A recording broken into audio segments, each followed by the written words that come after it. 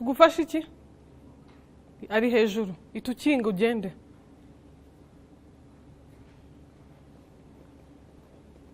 Oscar babwiye ntibagaruke.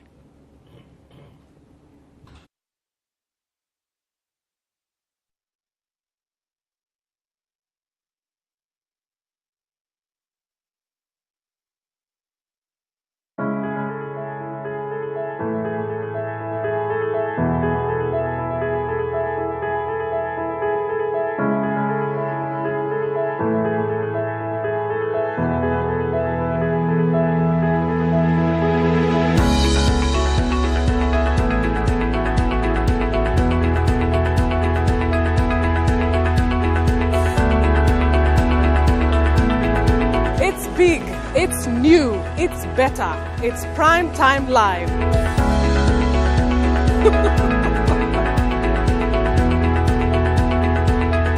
It will be informative, exciting and interactive.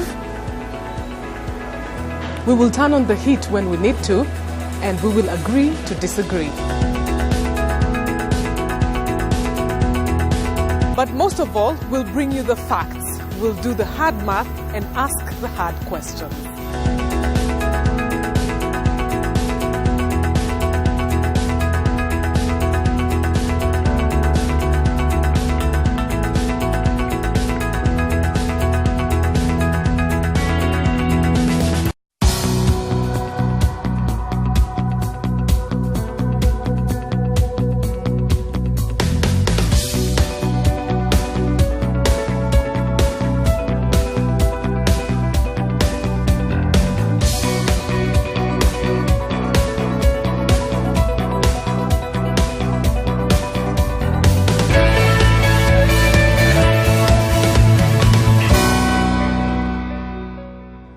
Hi and welcome to Primetime Live. My name is Flora Kaitesi. Welcome from wherever you are tuning in. Now today's show is like no other. My guest today, I don't know if I should say he needs no introduction, but I feel like the introduction I'm going to do of him may not do him any justice. Now, this guy is a multi-award winning journalist. He's the host of a popular talk show known as Jeff Koinange Live. He's a gifted presenter. He's the first black African journalist to be prominently featured on international network television and CNN. He's the author of an incredible biography known as Through My African Eyes. He's been to 47 countries out of, the 54 in Africa, covering the continent for more than 2 decades. He has rubbed shoulders with the high and mighty. And the list goes on and on and on and on and on. Jeff Koinange, welcome to Primetime Live. Thank you very much, Flora. Good to be here. This is literally Jeff Koinange Live meets Primetime Live. Look at that. Before we go on, I'd like to present you a copy of my book. I wrote something in it I'd like you to read to your audience, just to make it official. Go on. I'm too emotional. I'll take a breath first and then Go on. To Flora Kaitesi, thanks for telling my story. I hope one day I can tell yours. God bless. Jeff Koinange. There you go. Awesome. Thank you so much, Jeff. God bless you. God bless you, God too. bless you. So, Jeff, for the sake of our audience, yes, we're in Rwanda. We are indeed. It's great to be in the land of a thousand hills. Yeah? I love it. I love this place, actually. Oh, great. I really do. Oh, great. Welcome home, then. Thank you very much. Yeah. I think most of our people see you on YouTube or they see you on TV. Yeah. Yeah, I'm talking about our audience. Yes. So for the sake of our audience, right. Who is Jeff? Oh, my What goodness. is he passionate about? Look, I'm someone who woke up one morning and realized that in order for the African story to be told, we have to tell it ourselves. And I was in America, living there, working there. And the only stories, believe it or not, in 1994, when I was working for NBC News, the 2 big stories that came out of America that year, Black Hawk Down in Somalia, the downing of the U.S. helicopters and the killing of 19 U.S. Elite Rangers. They killed them in the streets of Mogadishu. That was a big story in America because there were Americans involved. Then the other big story in April 1994 was the inauguration of Nelson Mandela in South Africa as South Africa's first black president.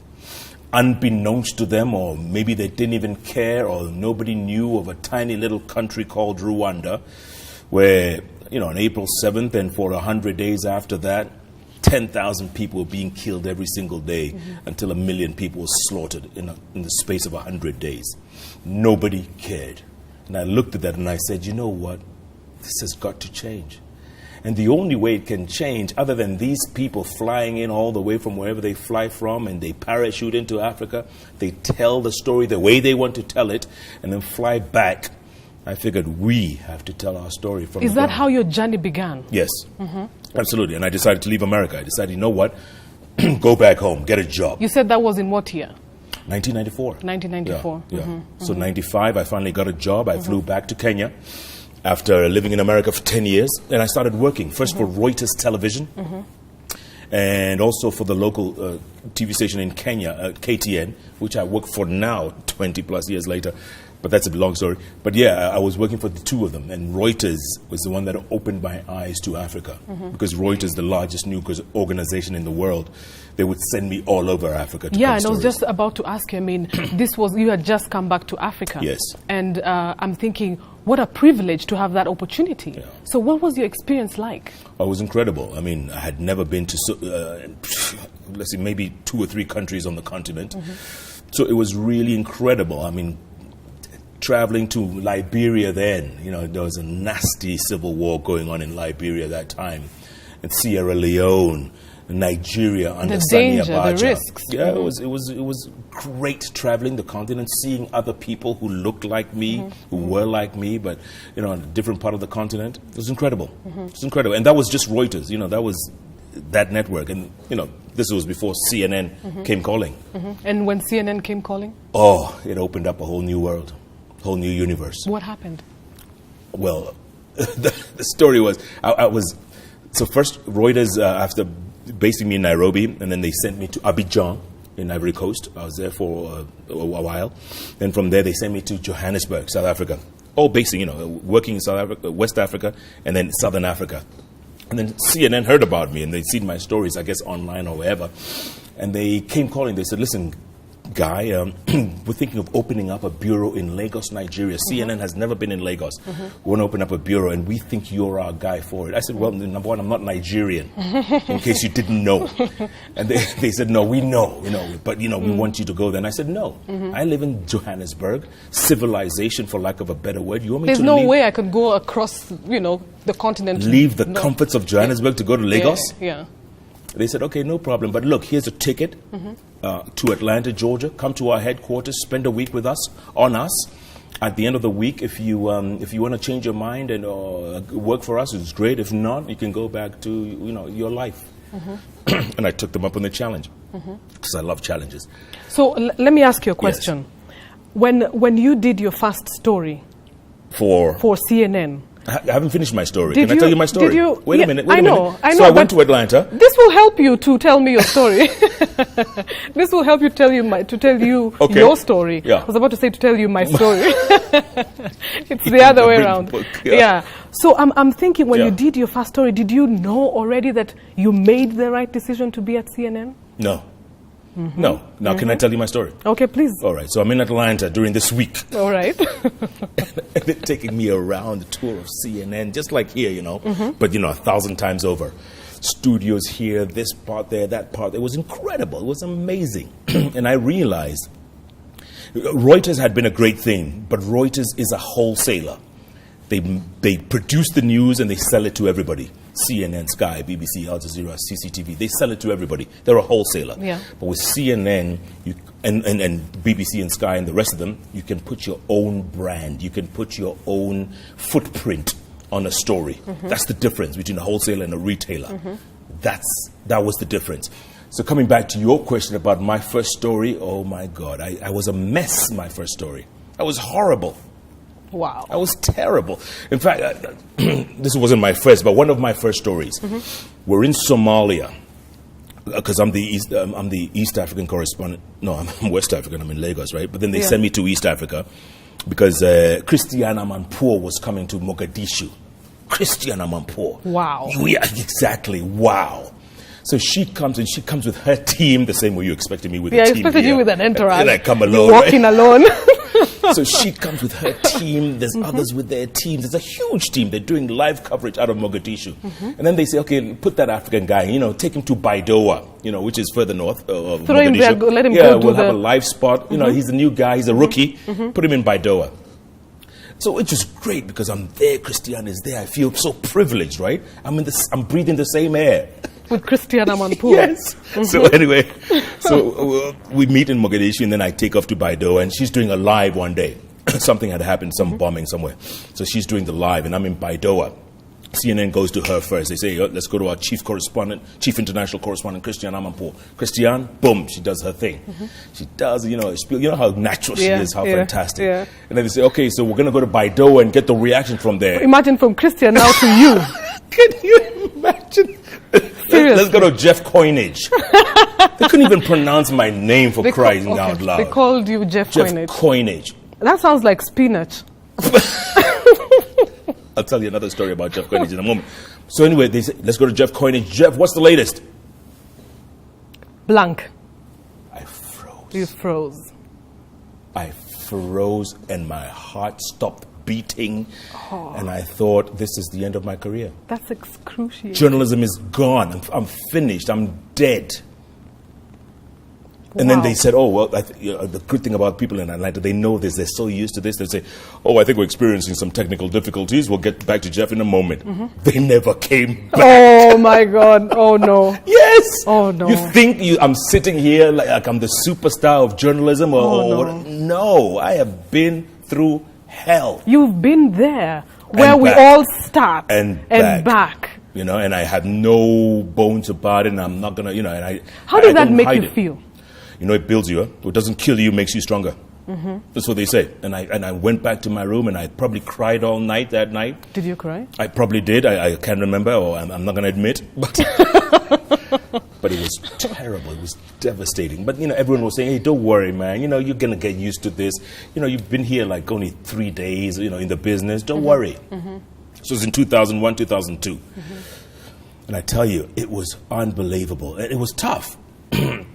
And then, every year we used to go back to Atlanta, all the journalists, CNN's 42 bureaus then, I think there's more now.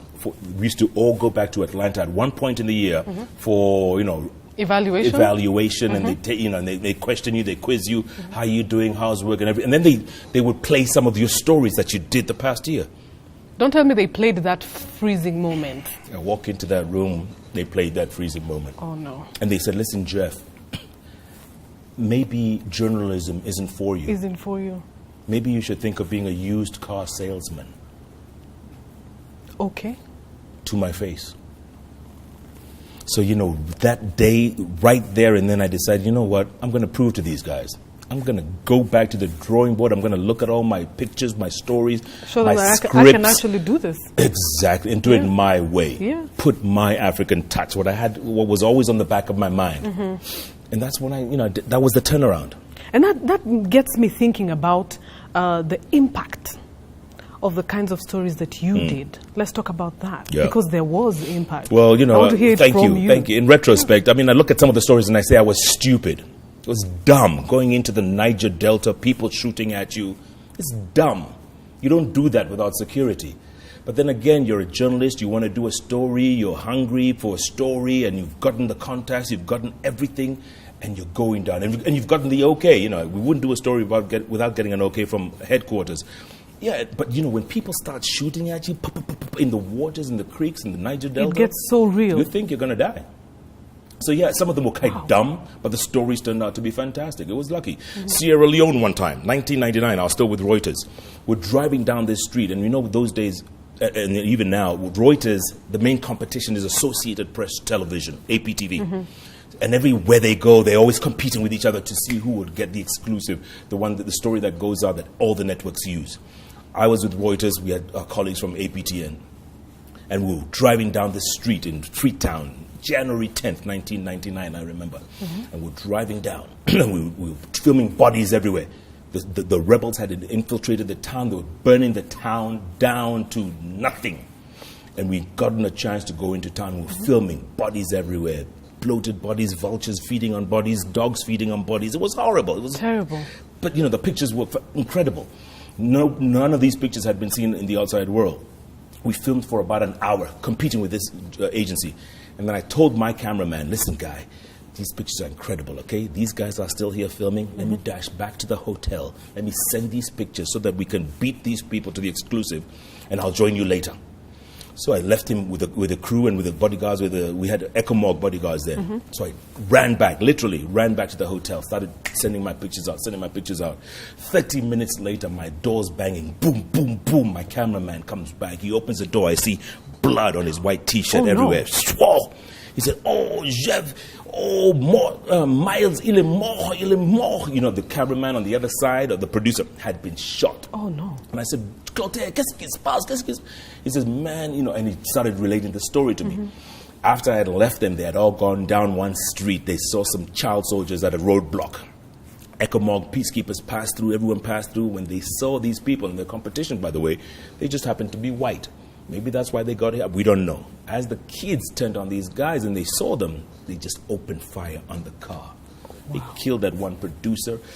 The bureau chief who was with them had bullets stuck in his head, still alive, stuck in his head. And then the third guy, a photographer, jumped out the window and escaped. Wow. In the space of seconds, just like that. Wow. Unbelievable. So yeah, you're right. Unbelievable. I mean, some of the stories, yes, maybe they've impacted. Did you feel like this is too much? Yes, a lot of the time. I can't do this anymore. Absolutely. But then you go to sleep, you get down on your knees and you pray and you say, am I doing the right thing? And you wake up the next morning and you're still alive. You're still alive and you do it all over again. As long as you're alive, you still tell the story. What kind of challenges did you go through on a day-to-day basis or on a daily basis, reporting? You're an African correspondent. Those guys there want your story in a certain way. Right. Yeah. I think they realized that, the way I did my stories was so unique. So for the most part, they left me be. I mean, obviously, the stories in Nigeria were always about, the violence, the killings, the this, the that. They were tough stories. You go down to the Delta, there's violence. You go up to Abuja, there's, roadblocks and burnings and stuff. So there were tough stories. But I would also look for the feel-good stories, the stories that uplift, especially Africans. Yes, I would do those breaking news stories because, a story is a story. It's going to be reported somewhere else if it's not reported on our network. But I would always go and look for that outstanding story. And I found them in Nigeria. Incredible stories. One, can I tell you one? Please do.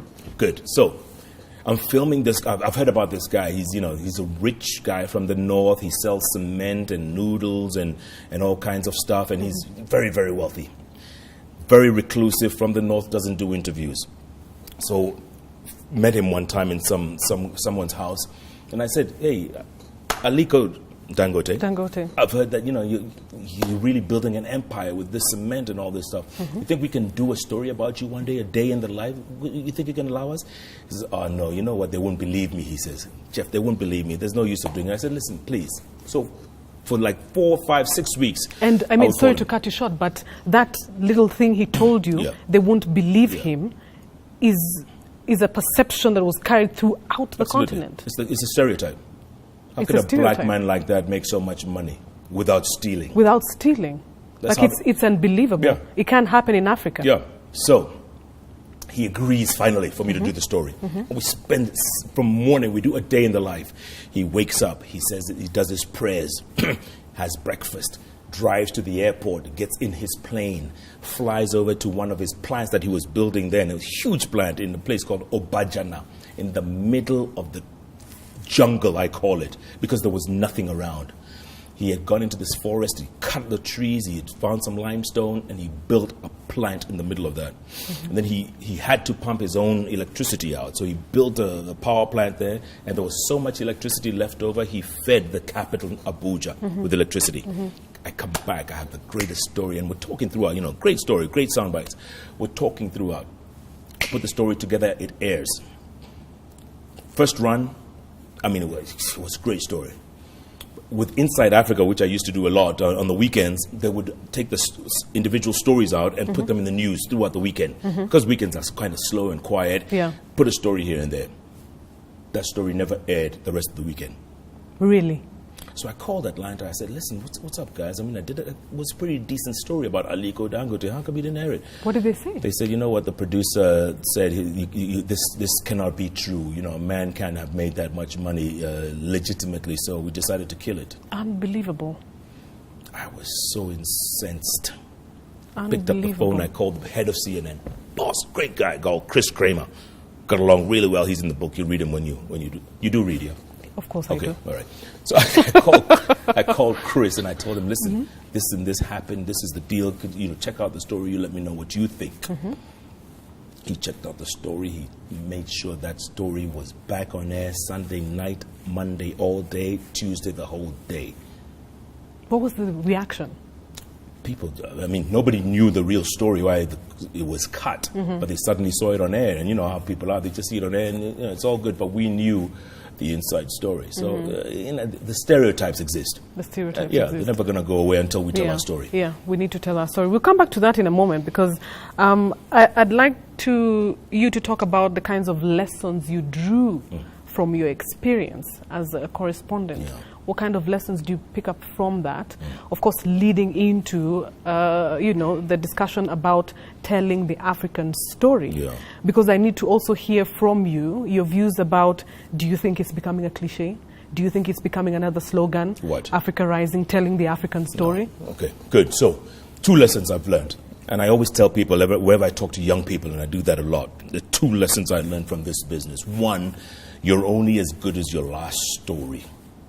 You can do the most incredible story. People still come up to me 10 years later after the Niger Delta story and they tell me, Jeff, that was Hollywood. Steven Spielberg couldn't have produced a better event documentary. And it was incredible. I mean, it was the pictures, the events, the scenes, the access that we got was pretty incredible. If I had just sat on that story and said, ha, I've arrived, this is me, people have forgotten. You're only as good as your last story.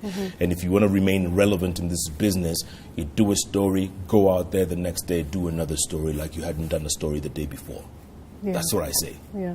Second, even more important lesson, no story is worth dying for. And I tell kids this. I tell kids who want to be Christian Amanpour tomorrow. They're so hungry. They're so full of energy. And they want to go out there and do the next big story. It's not worth losing your life. My dear, I tell you, it is not worth it at all. You know what? Maybe, yes, if you want headlines for half a day at most, you will be the headline. At the end of the day, you will be on the little ticker at the bottom of the screen. You know, you know that thing that... You'll be that little tick at the bottom of the screen. By tomorrow, the next day, you will be history. Nobody will remember. Yeah. Nobody likes a dead hero. And I tell them, no story is worth dying for. So yes, you must reach a point. And, you know, and I look back at some of the stories that I did, and I said, you know, maybe we were dumb. Maybe we did push the envelope. But we're still alive. We're still alive. And that's good. Telling that story. Yeah. So, meeting Mandela. Madiba, meeting Mandela. Great story. Developing a relationship with him. Yes. How was that? Oh, you know, it's always it's Mandela. Yeah. You know, the African icon. Yeah, the man. He was the greatest living human being of our time. Honestly. 27 years of in jail and then comes out and forgives his oppressors. Is elected and he opts for only 1 term. Then goes out and changes the world. One man. One man. Can you imagine? One man. So, 1997, in Ouagadougou, Burkina Faso, at the OAU summit then, it was still OAU. So Mandela's there and Gaddafi's arriving from Libya. I mean, there was a whole host of leaders. So when Mandela arrived, obviously the journalists are always excited because Mandela's going to give us a soundbite we can use to transmit. So Mandela comes over and he's sitting in his place and the guys say, okay, the old man will see you guys. So we all, BBC, all of us, we all stream into the place. And we're asking questions one at a time. And I remember Mark Dahl from BBC and a couple of guys, and we're asking questions. And it came to my turn. I said, Mr. President, and I asked my question. I don't remember what it was. And he said, oh, what is your name again? I told him, Jeff Koinange. That definitely sounds like Mandela. How can you do that? Where are you from again? Which country? And I said, Kenya. He said, oh, I remember Koinange from Kenya. And I said, that right there, we struck a chord. You struck a chord. And every time, and I was still based in Abidjan then. When I went back to South Africa, and we used to cover him a lot in Pretoria, he would give press conference. Every time we would say, Koinange, what do you have to say today? Wow. So, it developed over the years, and he kept telling me, when are you going to bring me a grandchild? Wow. He was so sincere. And every time he would ask me, and then we would meet him with my wife, and he'd say, when are you going to produce when are you going to bring me a grandchild? So in 2007, July, our son was born. 8 months later, we're in Johannesburg. And I make a call to his people. I say, look, Madiba's always asked this question. I know he's getting on in years, but he always wanted to meet his grandson or grandchild. So we have a son. Can we bring him over? They said, hey, bring him tomorrow at noon. Bring him tomorrow. Wow. He was so excited the next day, man. Oh, and the kid is 8 months old. So we go in, we meet him right before Madiba drive, and they're always on time. They say, come 10 to 12. Madiba's going to arrive at noon. You will see him for 5 minutes. From 12:05 to 12:10, you got to be out by 12:10. At 11:50 we get there. 11:55, my kid takes a crap in his nappies. Whoa. Madiba's coming in 5 minutes. This kid has just made the biggest crap ever. What a crappy dilemma. Can you imagine? So I take him into the bathroom, I wipe him, put a new nappy. Boom, Madiba arrives. Just on time, we see him walking into his office. We walk in. And, we ended up spending 20 minutes there, which is unprecedented. Not 5 minutes, but 20 minutes. We took pictures, the kid and him got along so well. Because, most kids, when they would meet Madiba, they scream and yell because they don't know. He's a stranger, right? They don't know who he is. So they scream. My son was touching Madiba's cheek and face, and they got along like a house on fire. They connected. Wow. Can you imagine? Wow. 8 months old. But tell me, let's internalize this just a little bit. Yeah. For you, yes, you are a correspondent. You are there in your own way telling the African story. This is Madiba. Yeah. Like, how did that feel for you? Look, we try not to make him look too saintly while he was alive because, he's another human being. Yeah, and he made mistakes, let's face it. Nobody's perfect. Nobody's perfect. Anywhere near perfect. Nobody's perfect. But just to show the human side of him, those years in prison, he comes out. Obviously, there are dilemmas to face. There's the family situation, there's this situation, that situation. So you try and humanize it as much as possible. Yeah. I mean, people outside will probably want something different, some dirt. But you know what? When it comes to someone like that, you tell the story as it is, people decide. Yeah. That's how we did it. That's how we treated him. Incredible. Yeah. Incredible. We're going to take a short break. When we come back, this. Oh, yeah. Through my African eyes and more. Stay with Primetime Live and Jeff Koinange Live.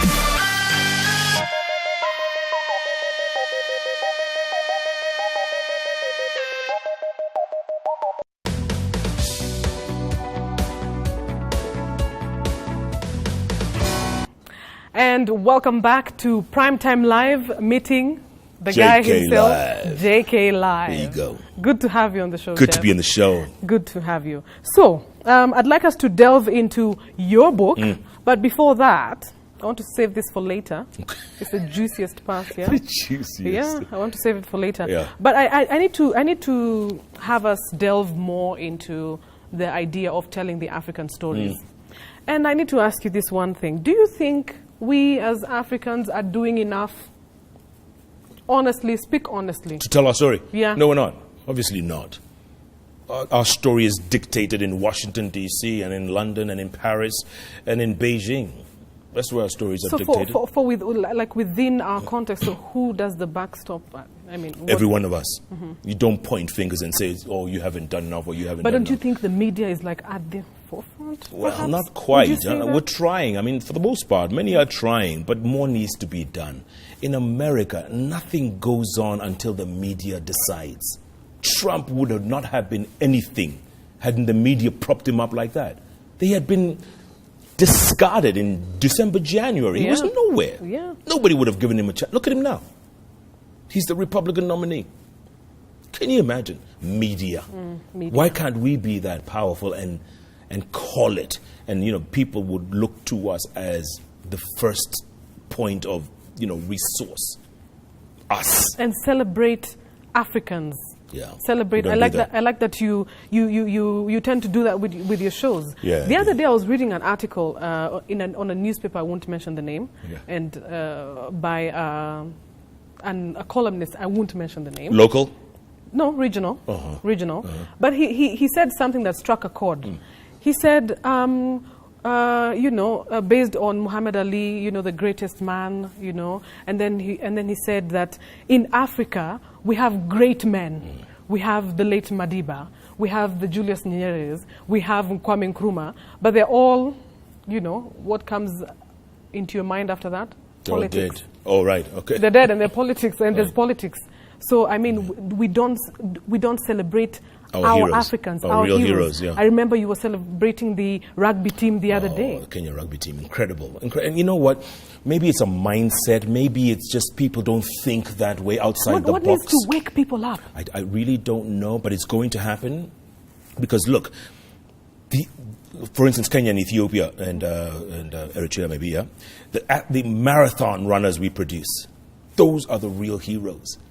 Right, the real incredible hero. They go to any capital on the planet, win a marathon, the national anthem is played. They are known more in those countries than they are in their own homes. Our athletes, they walk down the streets, half the people can't recognize them. Can you imagine? That's a shame. It's a shame. It's a travesty. It's a shame. And that's why, with people like the rugby team, they won that one tournament in Singapore. I decided, you know what, come hell or high water, we're going to put them on the show. Even if we just stuff them all in so they all fit. Oh, those huge men. They all fit. But, it changes lives. It impacts lives. Yeah. But we have to do more of that because it's not the Mandelas, the Nyereres, and who's that, Nkrumah. Those are long gone, those heroes. They're a new breed of heroes. We have to recognize them and celebrate them. Maybe, there's this syndrome that goes around the continent. I call it the PhD syndrome. Pull him or her down. Oh. You don't want to see your fellow mate, your fellow colleague, your fellow country person making it. So you keep pulling them down to make sure they don't make it. When we're supposed to be lifting each other up, celebrating our people. Imagine that. Ali. Yeah. Ali made people love him. Yeah. He made people love him, and they did in the end. Let's talk about your book. Let's do that. Through the African eyes. My Through African your eyes. African eyes. There's something I want to read to you here. I came across a very interesting review. Go on. African depth. It's about this book, yeah? Okay. African depth and breadth. African sage and scholar. African hate and resentment. African empathy and soul. African hope and pipe dream. That's somebody who wrote that about your book. What made you write this? I figured... You had mentioned at the top of the show, I'd been to 47 out of the 54 African countries. I had been at the front row of history unfolding in Africa the last 20 years. From Liberia to Sierra Leone to DRC to Rwanda to Somalia to you name it, Zimbabwe, South Africa. I was in the front row. telling that story. It would have been a shame and a travesty if I didn't share this story, because I know 90% of the people on this continent will never get that chance. Never. Will never dream of flying to even a dozen African countries. I was privileged, I was honored, and I figured the only way to give back is to tell them, take them on my ride throughout those 20, 25 years. And that's what I did. It took me 7 years to write it. 7 whole years? Yes. 7 whole years? Yeah. And published in Kenya, right? Published in Kenya by a local... How did that happen? Well, look, this woman came up to me. She does coffee table books. Fantastic books, really high-end quality. But she prints them overseas. She prints them in China, actually. So she does the whole thing, publishes, and I had a local editor as well. We went through it for months on end. As soon as they were satisfied with it, they printed this picture. They had several pictures. They said, Jeff, pick a picture. I'd actually picked another picture, not this one on the front. If you want to show it, you can show it now, Yeah, there you go. Yeah. There you go. Yeah. I hadn't picked this one. She did. And, back and forth. In the end, they were... It's great. They're professional. They're Kenyans, why not do it? And again, it goes with my whole thinking about everything. For us, by us, FUBU. If we don't do it ourselves, if we outsource everything, we might as well go and live in those countries. So what is in this book? My life so far. Your life so far. So far. It's not an autobiography. People mistake it. It's more memoirs. Growing up in the 1960s, believe it or not. Wow. With your parents, probably. Growing up in the 1960s in Nairobi. A family of 4, 2 girls, 2 boys. I'm the baby. My father died the day I turned 2 months old, leaving this 28-year-old widow with 4 kids to raise. So this woman, in all her wisdom, decided, I'm going to give these kids an education. Whatever I do, I pour all my life savings into it. I'll give them that foundation. After that, they're on their own. Powerful, strong woman. She turned 79 this year. Wow. So, and that's another thing. I wanted her to see how much we appreciate what she did at the time that she did it. Because you think of a beautiful former head mistress, 28-year-old with 4 kids. She could have taken off. She could have left us with family members and she could have taken off. She didn't. And that's that determination that she had that gave me determination later on. So we went to decent school, really actually good schools in Kenya. Finished high school. My mom, since I'm the last born, my mom had exhausted all her savings. She couldn't afford to take us on to college. She could only afford to take the firstborn. And so I got a job as a flight attendant. Well, as I was waiting to find my feet. Oh, you were serving coffee on a plane? Coffee, tea, or me? Oh, I'm sorry, coffee or tea, yeah. Believe it or not. Wow. Me on Pan Am. And I'll tell you a quick story, and I'm not giving away the book or anything because No. your people need to buy this book. Exactly. It's available at Nakumat, by the way. Oh, it is? Yeah. Oh, great. Yeah, call Nakumat. If they don't have it, order it. Because it's in Nakumat in Nairobi. Yeah, So they should have it here. There's a Nakumat in Kigali too. So do they have a book section? Yeah, they do. It's going to be available at Nakumat. I just gave them a promotion. So, Pan Am. I don't know if you remember the airline called Pan American World Airways. Yeah, Pan I remember Am. that. Back Yeah. then, America now. This was the symbol of America back then. So for the first time, they were recruiting Africans to fly the African routes. For the first time? First time ever. Before they had recruited a bunch of Africans to fly all over the world. But this time they wanted to fly from Nairobi to Lagos to Monrovia to Dakar, stop at the last port, Americans take over and take the plane over to New York because of union problems and issues and all that stuff. You couldn't fly non-union people into American airspace. Long story. Anyway, so they came to Kenya to recruit. 1985. I'd finished high school December 84, 85. I was just, freelancing. 10,000 people applied for those jobs. Wow. 10,000 Kenyans, because it's a great job. Flight attendant, you're in your teens, you're going to see the world. Yeah, you're going to go to America for crying out loud. Yeah. 10,000. They recruited 40. Including you. I was one of them. Out of the 40. We arrived in Miami, Florida. Spring break 1986. And it was I looked at this place and I said, wow. It was my first time out of the country, first of all. And I said, where am I? Have I died and gone to heaven? So anyway, to cut a long story short, we're in the plane, we're training for 8 weeks, trying to be flight attendants or whatever, And they tell me, hey, Jeff, one day, the instructors say, hey, Jeff, why don't you go up on the PA system and make an announcement? I said, what announcement? Just say, just read from the manual, just welcome passengers on board. And let's see how you sound, because they wanted to see how we sounded so that we could do the announcements later on. So I got on the PA and I said, true story. Good evening, ladies and gentlemen. Welcome aboard Pan American Clipper flight number 0. Are you laughing? I'm sorry. It's a true story. It's All right, in the book. Please. Can I go on with my announcement? Please go on. Okay, here we go. 3, 2, 1.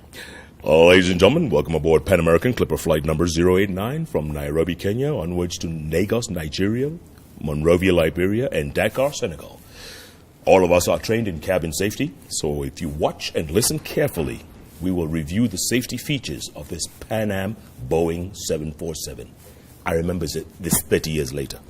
Wow. So anyway, I made that announcement. The instructors were like, blown away. Allah? Right? So I didn't think anything of it. I said, you know what, maybe I was acting, I didn't think much of it. So anyway, fast forward. Now we're flying real. We've graduated from the academy in Miami. Now we're flying from Dakar to Monrovia to Lagos to Nairobi and back and forth. And I'm on the plane, and I get on the PA. Oh, ladies and gentlemen, welcome aboard. And I'm giving that 7 times out of 10. I kid you not. 7 times out of 10. Oh my goodness. Applause. Is that a radio announcement? Is that a real voice? Passengers, Americans. Yeah. And they'd say, yeah, it's that guy over there. He's the one making the announcement. And they said, call him over. We were like, call him over. 7 times out of 10. Wow. I'm 19 years old. I go back, after the service, I go back and I'm talking to the passengers now because, they want to talk to me. And they say, listen, kid. You need to do something with that thing you have in your throat. Yeah, I kid you not. One day, you're going to make a lot of money with that. A lot of money. And again, me being the skeptic. Did you take it seriously? No. I thought, oh, come on, I'm having fun. I'm 19. I'm seeing the world. I'm traveling to, destinations I never thought possible. Yeah. So it was incredible that they kept saying, and in the end, it hit home. And this says a lot. This is a message to people out there who don't really know what they want to do, and they're being forced to go this way. Study medicine, study engineering, study law. Maybe that's not what they're cut out to be. My mother wanted me to be a lawyer because I used to argue all the time. But the only voice I have is this thing here in my throat. Yeah. Nothing else. I can't be an accountant. I can't be a doctor. I can't be an engineer. I can't be anything else. And if you have that talent, whether it's drawing, whether it's painting, whether it's soccer or rugby, get onto it and do it. That's your gift. Yeah. That's your gift. Yeah. And yes, most of us, 90% of us, we go around the way trying to find ourselves. It takes half a century before you finally find yourself. And by then it's a little too late. So, incredible. Yeah, true story. True story. You must read it in the book. I must read it. Yeah. All right. Can I tell you another story in the book? No. There's a great story. Larry King. I got to tell you that story. Larry King. What happened with Larry King? Are you ready for this? Are you ready? If it's exciting. You're going to laugh. If I will laugh and fall off. You're gonna fall over. All right. If not, I'll. Let's go. Yeah. So, we're in New Orleans, Louisiana. Hurricane Katrina. Remember that? No, you don't. I do. You covered that. Thank you. I know. Okay, so I was in Nigeria when it happened. Actually, I was on holiday in America, visiting my brother on August 28th. And this thing hit on the 31st of August, I remember, in New Orleans. So I got a call from Atlanta. They said, hey, Jeff, I hear you're in America on vacation. Your vacation just ended. We're sending you to New Orleans. Fly to Atlanta, grab some stuff, and you're going to fly to Houston, Texas. Grab a car and drive down the 660 going south. And I said, Ati? How? Cut a long story short, we end up in New Orleans. Everybody on this side of the highway is empty where we're going down. On that side of the highway, it's like this. Chock-a-block. Everyone's leaving Louisiana. Everyone's leaving Hurricane Katrina. It was that bad. We get to New Orleans, and there we are. We're covering this story, and we owned it for like the next 4 weeks. CNN was the go-to network, I must admit. We had a great team. We had great people on the ground, great contacts, and we kept bringing the stories, the human interest stories. So mostly on international side, we hardly ever do, because CNN is two networks. There's CNN domestic, which is America only, and CNN international. We would mostly do international stuff unless it was very American oriented, so that they could have an American angle. New Orleans obviously was an American story. So Larry King and his people are watching us on international news, and they say, hey, I want that guy on my show. The guys call me and they say, Jeff, we just got a call from Larry. Larry King. Larry wants you on primetime news at 9 o'clock. Just like yours, just like this. Look at primetime. I said, what, Larry? They said, yes. So this is deja vu. Let's just put it that way. No. Okay. Moving on. Moving on swiftly. So 9 o'clock comes around, primetime America. I'm standing in front of the camera like this. The news goes on. Larry comes on. He's like, good evening, I'm Larry King. Welcome to Larry King Live. Tonight, you know how you used to talk so around, right? Before we go to my guest tonight, we're going to go to New Orleans and get an update. Let's get an update from our man on the ground, John Koinange. John, are you there? Oh, my God. He got your name wrong. Just like so many years ago. Oh, my God. Not even the last name. John Koinange. John Koinange, you there? So I'm waiting. I'm listening. I'm telling myself, maybe there's someone else. Maybe there's John. There's another who's John going to go somewhere. first, and then he comes to Jeff. Wow. And then director screams in my ear. He says, Jeff, it's you. You're live. Talking. Damn it. I said, oh, Larry. Oh. so I do my thing, right? For 3 minutes, I'm chatting and giving him the update. And I say, okay, Larry, back to you. Larry, oh, no, not me. I'm speaking like Larry. I'm saying, Larry, back to you. Larry said, John, thanks a lot, John. We'll talk to you tomorrow. Wow. Then he goes on to the rest of the news. The guys in the control room are screaming. They're laughing. They're on the floor. Nobody can believe my producers, everybody around me. They're saying, did he just call you John Koinange? John Koinange. I said, you know what? It's Larry King. He can call me whatever he wants to call me. It's Larry King. It doesn't matter. Exactly. Wow. By the next day, he knew my name. Because we went on live the next day. So the next day, Larry said, let's go to a man on the ground. Let's go to a man on the ground. Jeff Koinange. Koinange. At least he made the effort. At least he made the effort. Oh, this is good. This is so exciting. I don't want it to stop. But unfortunately, we have to. It's been fun. It's been fun. Time flies when you're having fun. I know. You're going to read my book, right? I will. You're going to spread the word? I will spread the word. You promise? I will. I'd like every Rwandan to read. There's a good story about your country there, too. I will. I covered the genocide 10 years later. 10 years later. 2004. 10 years later. Great stories. That was quite a short time right after. So, yeah. Good. You can imagine. Thank you so much. Thank you for having me. Mr. Jeff Koinange, for fantastic. being on Primetime Live. It's been great being on Primetime Live. Thank you so much. Thank you. Yeah. My name is Flora Kaitesi. We've been having fun here with Jeff Koinange himself. John Koinange. Primetime Live officially met Jeff Koinange live. That's right. Thanks for watching. We'll see you soon. Bye.